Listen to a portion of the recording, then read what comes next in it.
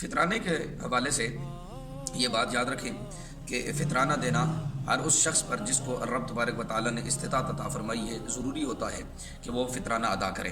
اور فطرانہ جو ہے وہ یعنی کہ ایک دن کا جو بچہ ہوتا ہے، یعنی کہ جو شوال کا چاند نظر آنے سے پہلے ایک دن کا بچہ بھی ہوگا تو اس کا بھی فطرانہ آپ کو دینا پڑے گا. گھر کے جتنے افراد بھی ہوں گے ان کا فطرانہ دینا پڑے گا.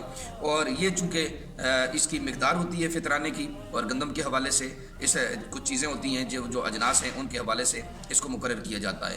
لیکن علماء کرام نے ہماری سہولت کے لیے ہمیں اس کا ریٹ مقرر کر کے ہر سال دے دیتے ہیں. تو اس سال جو 1446 ہجری کا رمضان المبارک ہے بمطابق 2025 کا، تو اس میں علماء نے جو گندم کا آٹا ہے یعنی چکی کا، اس کی قیمت جو 240 روپے مقرر کی ہے. اسی طرح یہ ان لوگوں کے لیے جن کے پاس استطاعت کم ہے اور وہ 240 روپے ہی دے سکتے ہیں. لیکن کچھ لوگ ایسے ہیں کہ جن کو اللہ تبارک و تعالیٰ نے قوت، طاقت، استطاعت دی ہوئی ہے، تو وہ ضرور غریبوں کو یاد رکھیں اس موقع پر. اور وہ پھر ان کے لیے جو کا آٹا ہے تو وہ 700 کے حوالے سے فی کس مقرر کی گئی ہے. کھجور جو ہے نا وہ 2400 کے حوالے سے ہے.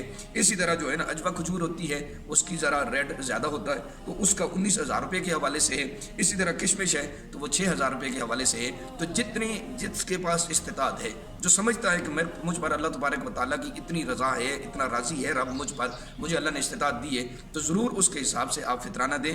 اور پھر یہ فطرانہ آپ غریبوں کو دیں، فقیروں کو دیں، اور اپنے رشتہ داروں میں دیں.